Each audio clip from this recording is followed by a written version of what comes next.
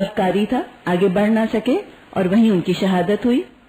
जब उनकी जान निकल गई तो उसने जाकर अपना नेजा निकाला और फिर एक तरफ होकर बैठ गया।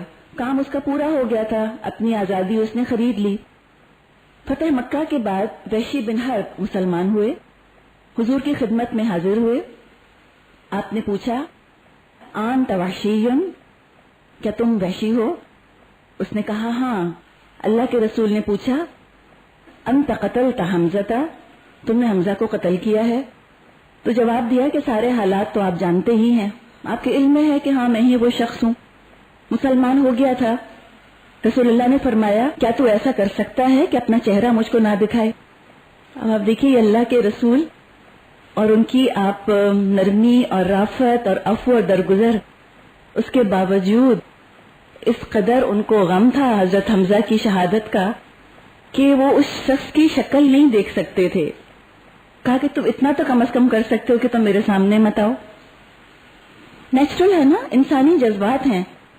शहादत हम समझते हैं जो शहीद हो गया उस पर रोने की भी जरूरत नहीं, या जो शहीद हो गया उसका तो किसी को गम नहीं होता। एक साथी चला जाता है इंसान का दुनिया से, कैसे हो सकता है कि वो याद न आए? और हजरत हमजा जैसा साथी जिससे इतने इतने रिश्ते थे, साथ के खेले हुए थे और दूध शरीक भी थे, खालाजाद भाई भी थे, चचा भी थे, एक रिश्ता तो नहीं था और शुरू से साथी थे इनके। हजरत हमजा ही के जनाजे पर सहाबा कहते हैं कि अल्लाह के रसूल को हमने वाहिद मौका था कि हमने इस तरह रोते हुए देखा कि आपकी आवाज बुलंद हो गई थी, और इतने साल के बाद भी आपको अब तक हजरत हमजा याद आया ही करते थे।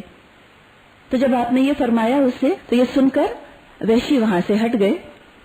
हजरत अबू बकर रज़ियल्लाहु तआला अन्हु की दौरे खिलाफत में जब झूठे नबी पैदा हुए, उसमें से सबसे ज्यादा सख्त मुकाबला मुसैलमा कज़्ज़ाब से हुआ, जिसने कि नबूवत का दावा किया था। जब मुसैलमा कज़्ज़ाब नमूदार हुआ तो वहशी कहते हैं कि मैंने सोचा कि मैं जरूर जाकर मुसैलमा को मारूंगा और हमजा का कत्ल उतार दूंगा। जिस हरबे से हमजा को मारा था उसी से उन्होंने मुसैलमा को कत्ल किया। उहद में मुशरिकों को शिकस्त हो रही थी, पलट कर भाग रहे थे। ये देखकर जो दर्रे पर तीर अंदाज थे वो समझे कि जंग खत्म हो चुकी।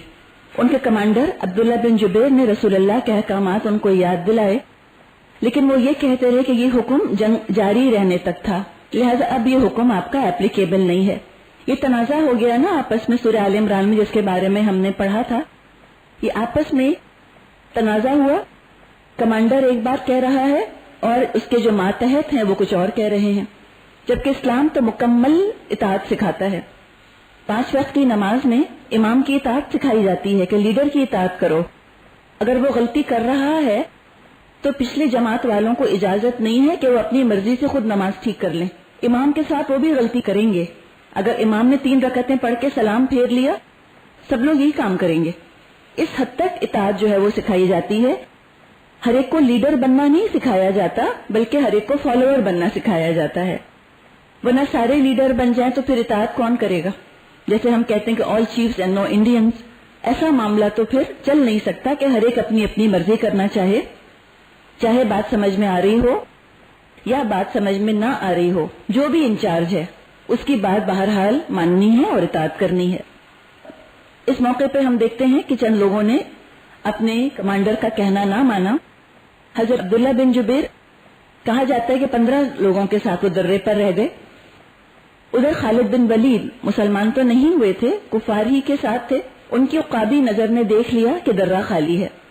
अपने घुड़सवारों का दस्ता लेकर वो आए और बहुत लंबा चक्कर पीछे से काट कर मुसलमानों पर पीछे की तरफ से उन्होंने हमला कर दिया। साथ ही उन्होंने अपना एक नारा बुलंद किया जिससे भागते हुए मुशरिकीन समझ गए कि खालिद ने वहां से हमला कर दिया है। तो जो भाग रहे थे मुशरिक मक्के की तरफ, वो भी पलट कर आ गए। पीछे से खालिद बिन वलीद के घुड़सवारों ने हमला किया। दर्रे पे जो 15 सहाबा थे अब्दुल्ला बिन जुबैर समेत, उन सबको शहीद कर दिया गया। और अब देखिए मुसलमान अब 2 तरफ से सैंडविच हो गए, इधर से भी और उधर से भी। नबी अकरम को उतबा बिन नबी वक्कास ने पत्थर मारा, जिससे रसूलुल्लाह गिर पड़े और आपका निचला दांत शहीद हो गया। एक भाई आप देखिए पत्थर मार रहा है, उतबा बिन नबी वक्कास। इसी के भाई हैं साद बिन नबी वक्कास, जो कि अल्लाह के रसूल को डिफेंड कर रहे हैं। ये जंगों का तस्वर हम कर नहीं सकते। ایسا نہیں تھا کہ ادھر انڈیا کی فوج کھڑی ہے، یہاں پاکستان کی فوج کھڑی ہے، نہ آپ ان کو جانتے ہیں نہ وہ آپ کو جانتے ہیں. اتنا آسان نہیں تھا معاملہ بہت مشکل تھا. بچپن کے ساتھی، ساتھ کے کھیلے ہوئے، خونی رشتوں میں جڑے ہوئے لوگ، سگے بھائی کا بھائی سے مقابلہ ہے.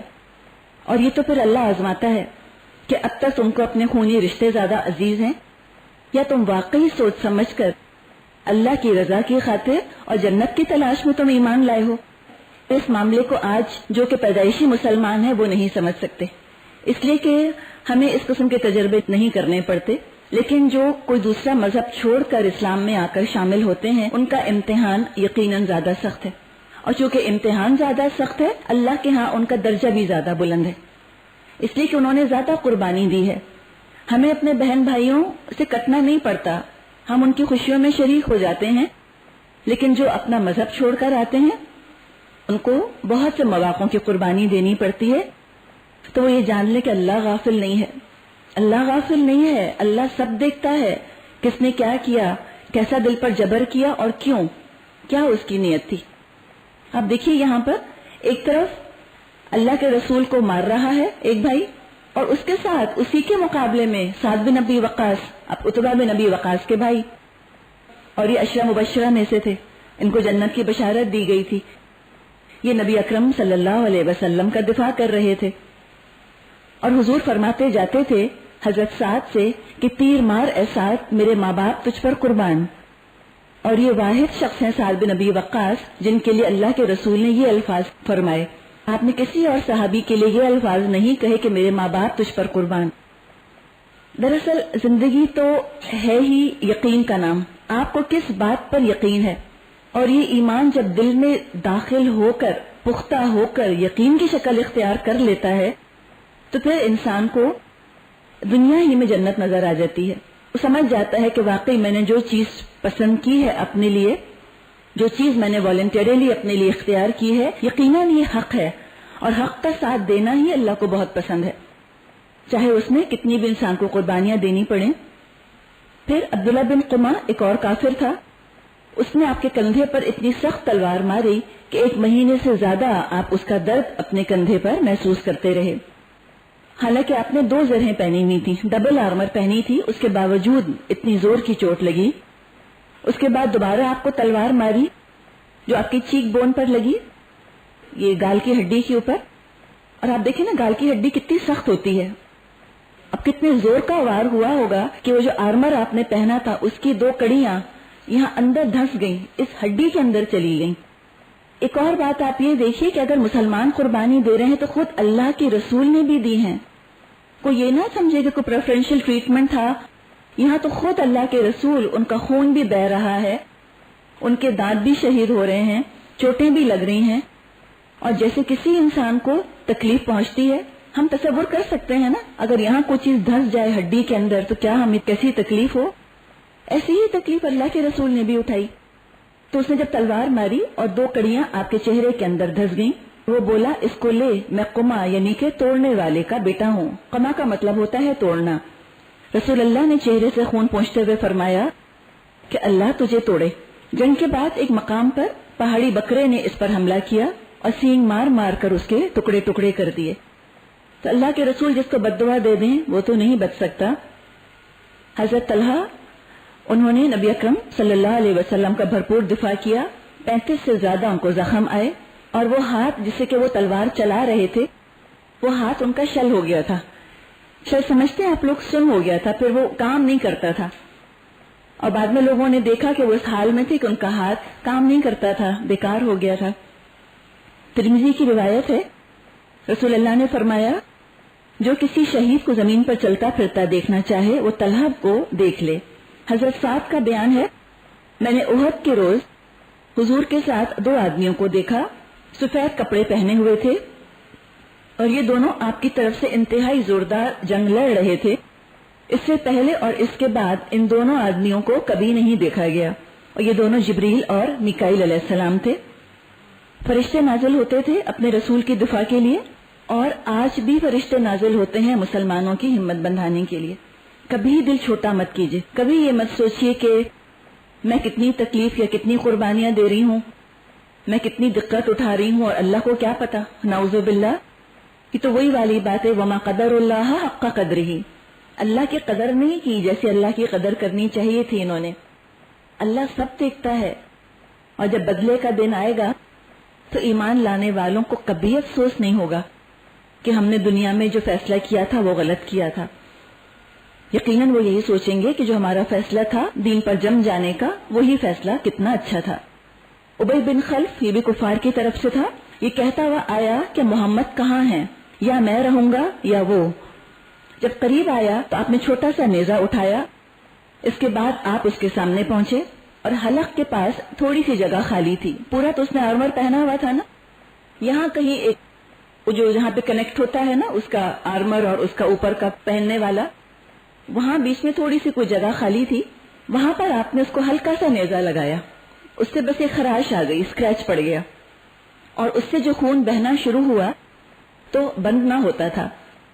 شدید اذیت میں مبتلا رہا. کہتا تھا جو تکلیف مجھ کو ہے اگر ذی المجاز کے سارے باشندوں کو ہوتی تو سب کے سب مر جاتے. اتنی شدید اس کو تکلیف اس کی محسوس ہوتی تھی. بخاری میں روایت ہے، اللہ کے رسول نے فرمایا اشتد غضب اللہ علی رجل یقتلہ رسول اللہ فی سبیل اللہ. اللہ سب غصہ ہوا اس شخص پر جس کو رسول اللہ نے اللہ کی راہ میں مارا. نبی کے ہاتھ سے قتل ہوا اس کی کیا نجات ہو سکتی ہے. علامہ سیوطی نے کہا ہے کہ احد کے دن کافروں نے رسول اللہ پر 70 حملے کرے، 70 ٹائمز انہوں نے حملے کیے، لیکن اللہ نے آپ کو بچایا. انس بن نضر نے کہا کہ میں احد کے پہاڑ کے پاس سے جنت کی خوشبو سونگ رہا ہوں، اور لڑتے لڑتے شہید ہوئے. تلوار، تیر اور نیزوں کے 80 زخم ان کو لگے ہوئے تھے. حال یہ تھا کہ لاش پہچانی نہیں جاتی تھی. ان کی بہن آئی ہیں اور انگلیوں کی پور دیکھ کر انہوں نے ان کو پہچانا ہے کہ یہ میرے بھائی ہیں. کوئی خاص ایسی ایک نشانی ہوگی، آئیڈینٹیفیکیشن مارک ہوگا ان کی انگلیوں پر یا کہیں. نبی اکرم نے غسل کے بغیر ان 70 شہداء کو دفنانے کا حکم دیا. 70 مسلمان شہید ہوئے تھے احد میں. حضرت عمرو بن جموح ایک لنگڑے صحابی تھے، حضور کی خدمت میں حاضر ہوئے اور احد میں شرکت کی تمنا کی. آپ نے فرمایا کہ تم تو معذور ہو، اندھے ہیں یا لنگڑے ہیں یا کوئی اس طرح کا پرابلم ہے تو وہ تو ایگزمپٹڈ ہیں جنگ میں حصہ لینے سے. تو بولے یا رسول اللہ، میری تمنا ہے کہ میں شہادت پاؤں اور اپنے اس لنگڑے پیر سے جنت میں ٹہلوں. ان کا جذبہ دیکھ کر اللہ کے رسول نے اجازت دے دی. شہید ہو گئے، یہی تمنا تھی ان کی.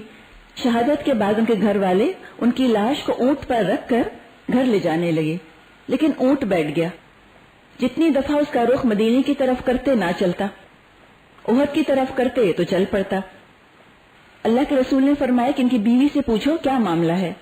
جب ان کی بیوی سے پوچھا تو انہوں نے بتایا کہ گھر سے چلتے وقت انہوں نے دعا کی تھی کہ یا اللہ مجھے پھر گھر والوں کی طرف نہ لوٹانا. تو آپ نے یہ سن کر فرمایا کہ اب تو یہ اونٹ کبھی نہیں جائے گا مدینے کی طرف. یہ ان کا ایٹیٹیوڈ ہوتا تھا کہ اپنی جان اس طرح لے کر حاضر رہتے تھے اور تمنا کیے جاتے تھے کسی طرح بس یہ جان کھپ جائے. اور یہ تو حق ہے یقیناً کہ جان دی ہوئی اسی کی تھی. حق تو یہ ہے کہ حق ادا نہ ہوا. اللہ کا حق کیسے ادا ہو سکتا ہے؟ اس کے رسول کا حق کیسے ادا ہو سکتا ہے؟ جس نے جتنا کھپا دیا اتنا ہی وہ خوش قسمت.